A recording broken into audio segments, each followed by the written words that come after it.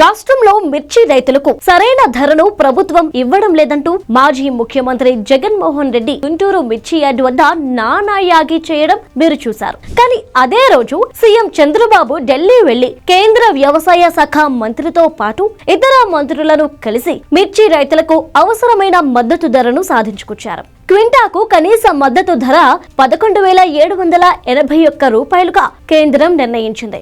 ఏపీలోని మిర్చి రైతులంతా చంద్రబాబుకు కృతజ్ఞతలు తెలియజేస్తున్నారు. ఇదే విషయాన్ని మంత్రి నారా లోకేష్ కూడా ట్వీట్ చేశారు.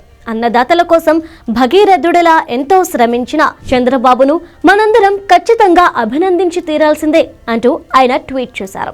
అన్నట్లు మీకు విషయం తెలుసా? వైఎస్ జగన్ హయాంలో మిర్చి రైతులకు క్వింటాకు ఉన్న ధర కేవలం 7,000 రూపాయలు మాత్రమే. అది చంద్రబాబు నాయుడుకు జగన్కు ఉన్న తేడా.